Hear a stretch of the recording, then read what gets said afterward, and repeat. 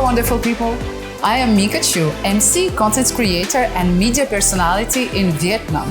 In the Micka Show, we highlight practical methods for a meaningful impact on our personal and professional life.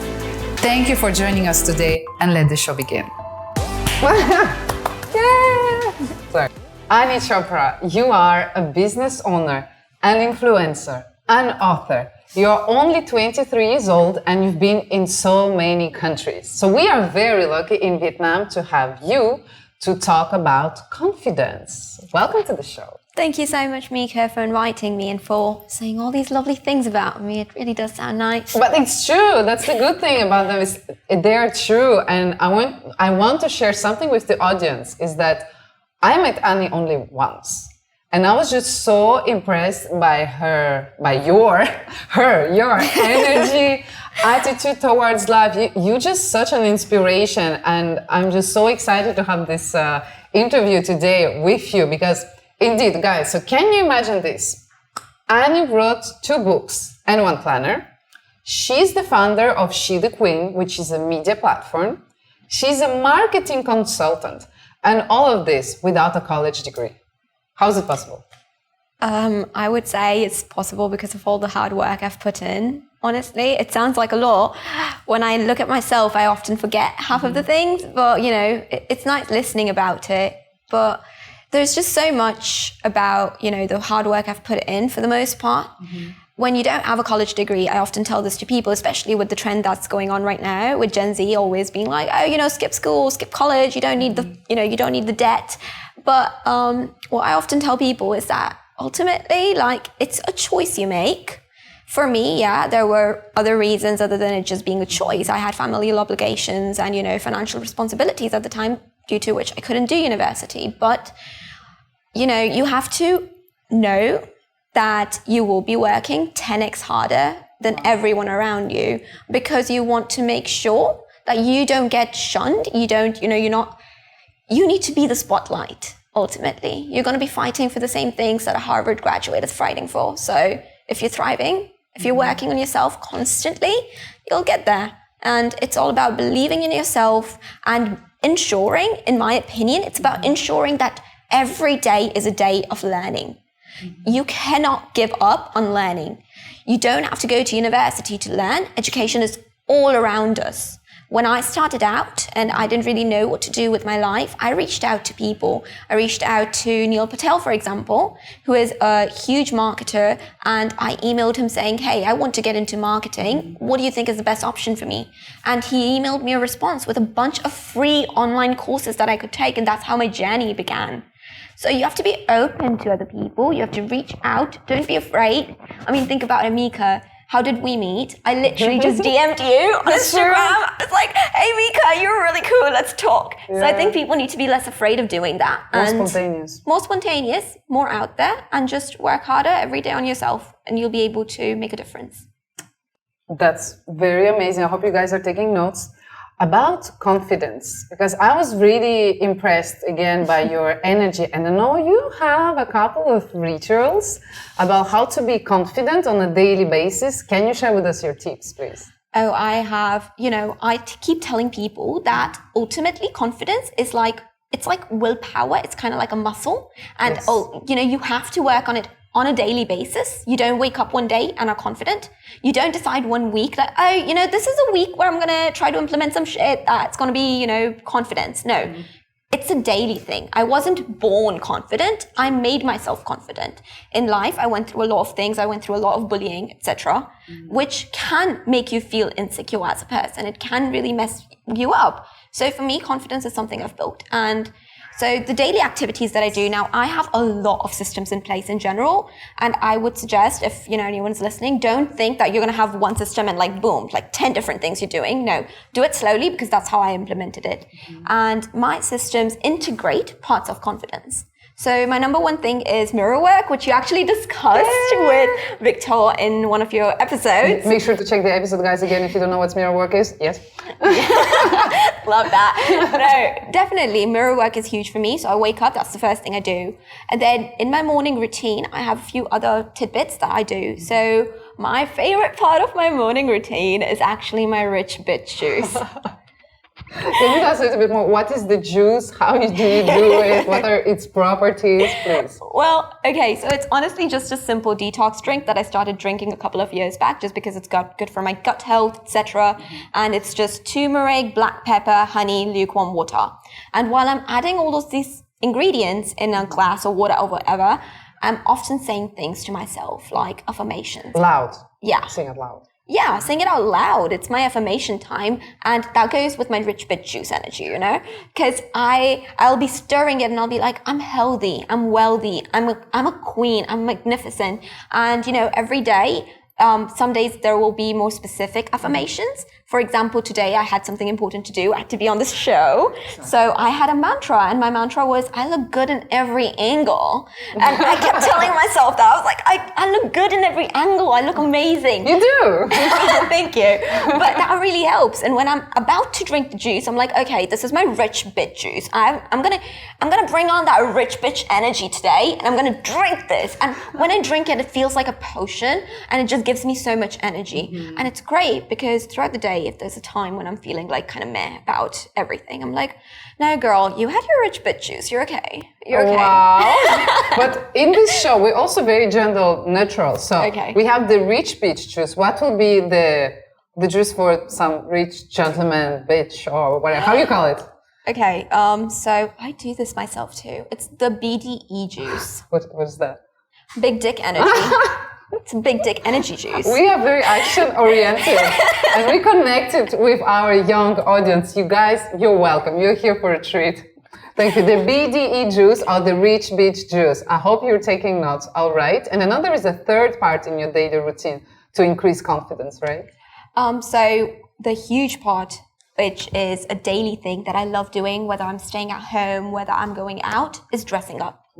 Okay, so I've been working from home for 6 years now. And a lot of people do is they stop dressing up when they're working from home. They'll be like, oh, you know what? I'll do it in sweats. I don't need to get dressed.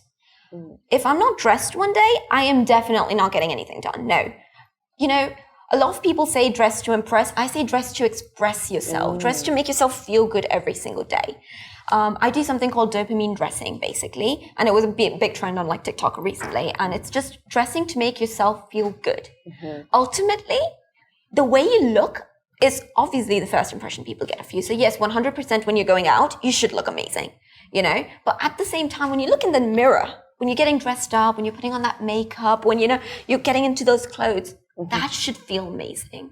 That should be a marvelous feeling. Because I feel like if you don't feel amazing, then no one around you is going to be able to see that, you know, you're that bitch, basically. So have that energy. And obviously there are days where I'm going for certain aesthetics and whatnot. There will be vintage aesthetic or there will be like chic aesthetic. However, the ultimate goal for me is to look amazing. You know, just like, yeah. Is it to look or is it to feel amazing? It's both. When you look amazing, you feel amazing, you know? And I love it because sometimes people are like, girl, you look good. I'm like, girl, I feel good. You know, like that's the energy. That's what we're bringing to the table today. And it really does help because ultimately you should also dress for the job you want and not the job you have as well. So that's a big part of what played into my dressing up. That's why I started dressing up. Stretching yourself, basically. Exactly. You know, it's a great way for you to push yourself, to make yourself look, you know. I keep telling myself one day I'm going to have a reality show. So that means, you know, every day I should look good, even if I'm home, even if I'm walking around at night, should look amazing. So it's part of who I am. And looking amazing, it's not about dressing up well in terms of what society sees it. You know, it's about looking good for yourself. Some person might think that, you know, a big, you know, Billie Eilish look is amazing. And that to me, honestly, I love a Billie Eilish look. And if you can pull that off, go you. It should be inherent. And it's also like, obviously, dress according to occasion. But if that's what makes you feel good, that's your aesthetic, go for it. I very like the idea that the 3 steps that you mentioned are very dependent on us. And it's something very simple, practical. And I can see by your attitude, the energy you have, highly efficient. So I totally agree with you. And you're touching another topic that I would like to explore with you, which is authenticity. I like the fact that you're not afraid of being yourself when we're in a coffee, here on the show. It's like you're you. You know, it's like if the world cannot take it, that's its problem. But do you think it's something we can work on daily? Like, how can we try to be more authentic with ourselves with the others, with the society? How can you do it? Wow, authenticity is big for me because it has been, be real has been a big part of who I am. Like, be real to yourself. So I would say the main part is honesty and spending time with yourself and therapy. Let's just keep it real, okay? Therapy, which kind of therapy? Professional. I do mean professional therapy. I think getting help really helps you understand yourself. I think people forget that to be authentic, you need to understand who you are. Which is also why I said spending time with yourself. I have this thing where I do called my me days. That's what I call them, my me days. Every once in a couple of months, once a month if I can, I take myself out on a fancy date. You can go shopping, you can, splurge a little bit, you can go to a bookstore, you can go have a fancy dinner, lunch. Why? Because I like spending time with myself and understanding how I feel in that setting. If you don't like spending time with yourself, no one else will. So that's really important for your authenticity. Who are you when no one's around, when no one's watching? And honesty, because you have to be honest with yourself. If you're not honest with yourself, you're never going to be self-aware. And you're never going to be able to work on the parts of yourself that need work. We all are a work in progress, ultimately, No one wakes up perfect, and we're not going to sleep perfect either, as much as we want to believe it. So you have to work on yourself every day, and the only way to do that is to be honest about who you are, to yourself, to the world around you. But if you start with yourself, it's easier to show it externally. Don't think that you have to be honest to everyone around you about your goals, your life, everything. No, that's difficult. But at least start with yourself. What do I want? Introspect, take that time out. And then I go to therapy, which was a huge part for me. I got professional therapy last year because I was struggling through depression. And what it did for me was I learned about myself. I learned about things that I didn't even know I was going through and that were influencing my life. And that opened up realms of information about who I can be. So authenticity is not just about who you are right now. It's also about who you want to be in the future, the outlook you have. And that's how I've developed it, I suppose. Embracing yourself. Embracing yourself. That's funny that you mentioned about honesty, because my mom always told me, be honest with yourself, because when you're honest with yourself, you'll be honest with the others. So first, it starts with us, with you guys. And something that you start to mention a little bit, but unfortunately, sometimes when we see people on social media, on pictures, like even here on the show, we tend to assume that because of certain aura of glittering, I call it, like we don't have issues. And the thing about you, I was very touched by your story because you wrote your first book when you were 17 and it was after your dad passed away. So my question is like, how did you succeed to do it? Like to channel your energy, your sadness, your grief towards this book? How did you do it? How can we all do it? I suppose everyone's journey is different. So I'll say how my journey went and, hopefully it can help inspire some people. But what I would say is, so I have to backtrack a little bit into my life because I think that will help explain it.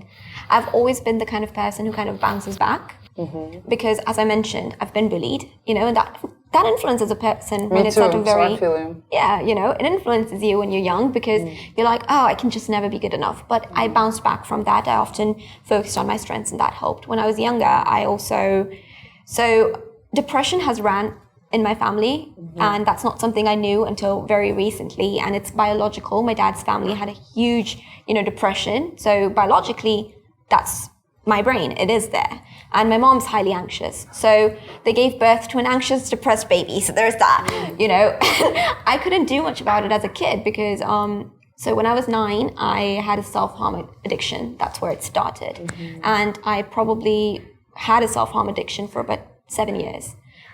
Specifically between 14 to 16 is when it got really bad because I went back to my home country. I was not prepared for it mentally. And I just hated life. Let's just keep it real. I hated life. I was in a brown dysfunctional family. I hated where I was. I thought my future was not going to go anywhere. I'm going to get stuck. I'm not going to go to Yale University, which was my goal at the time. And I was depressed. I was an alcoholic literally at like 14. That's crazy. Yeah, I mean, it made it easier because my dad was an alcoholic, so there was always access to alcohol. It made that easier, I got supplies for free. Exactly, it was free. It was good quality too.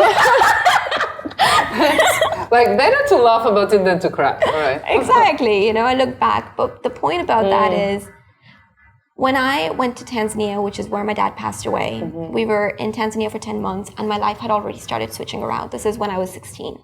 The change of location definitely helped me. I had amazing people around me, amazing teachers. I could finally look at life like, oh, there's a thread of hope there. Did I get fixed fully? No. 100% went to parties and got fucked up. But it was a slow process. But then my dad passed away. Now I have 2 older sisters and they were both in India. The minute when I realized what had happened, it was a matter of choice. Like, am I going to be a scared little girl right now? Or am I going to be an elder sister, a good daughter? And I'm going to pick myself up. And I'm going to, get things done, because my mom was in shock. She was not in a position where she could do anything. Yeah. My brother was way too young. He was 7.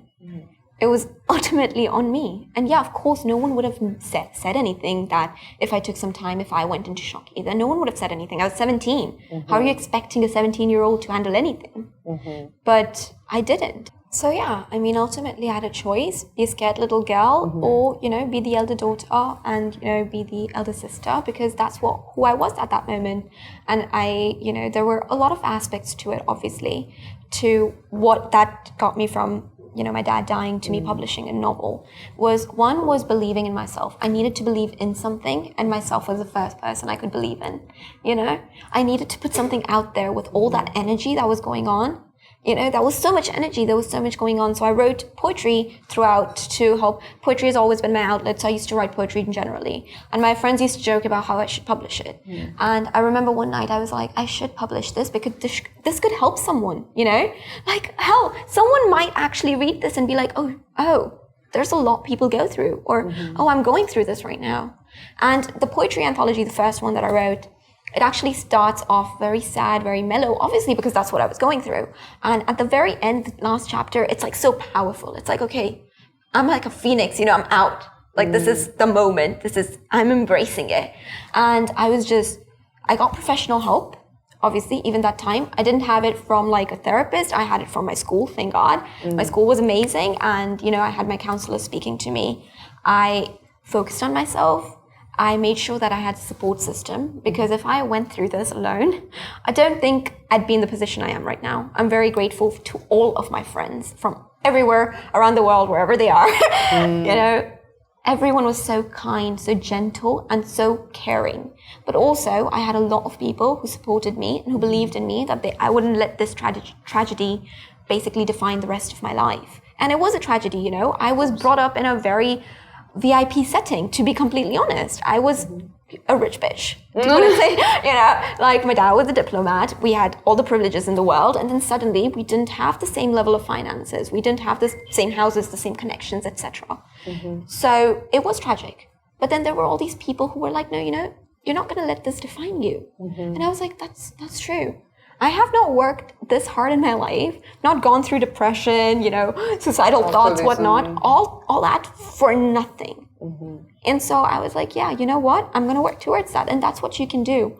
I believe in proving people right rather than proving people wrong. I wanted to prove people right. Like, you were right to support me. You were right to think that I would rise.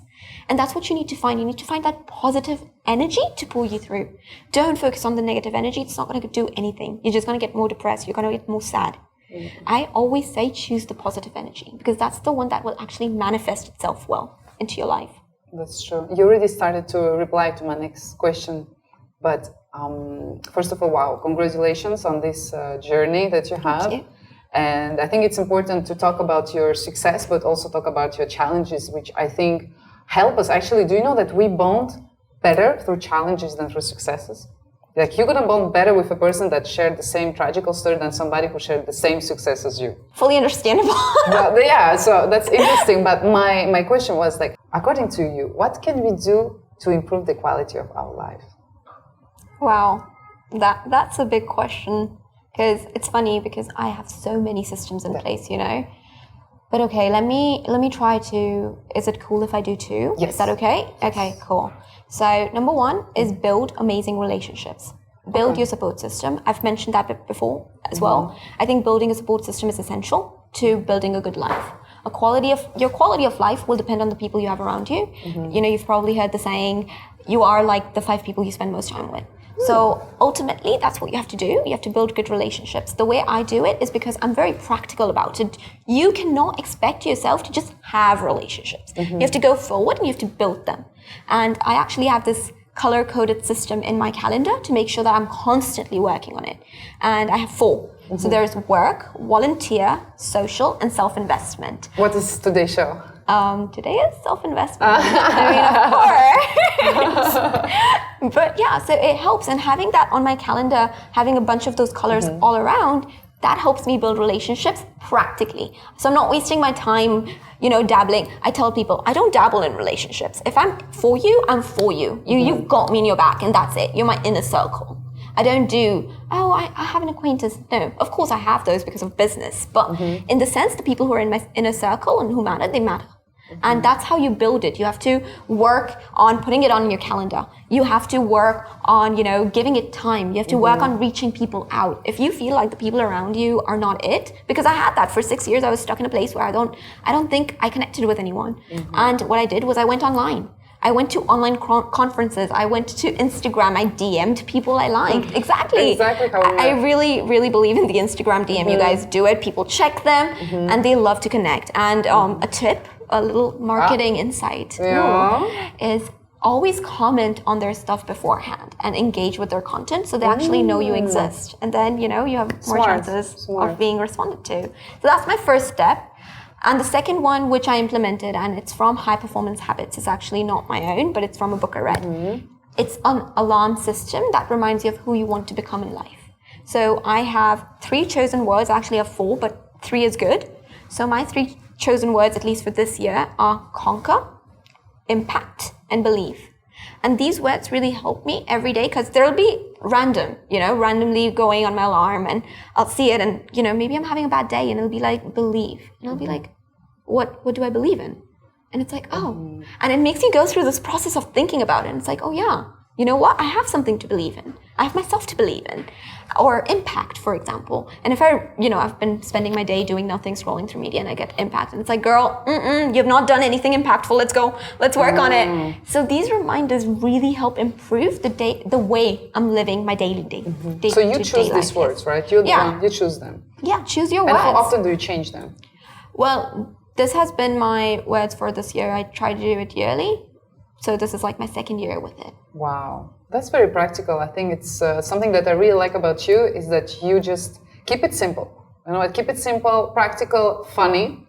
With the BD or rich bitch juice, that's my favorite part, I think. Gotta add that glitter into your life. Exactly. Actually, I will be very curious to know what you guys think about all these precious, practical, yet simple, and I'm sure efficient advices. Thank you so much, Annie, for coming today, sharing with us your wisdom, because you are very wise to me, and your very unique way of seeing things, being positive despite the challenges that you encounter. I think it's really amazing. Very, very amazing. Guys, remember to subscribe, to share, to follow, and also you can find Annie on Instagram, mostly Instagram. Annie Chopra, like the writer Deepak Chopra, but they're not related. Or are we? Maybe. We will have to find out. Thank you again, Annie, for coming today. I wish you a lot of success. Thank you so much, Micka, for having me. Oh, that was great. Thank you. That was amazing. You were great.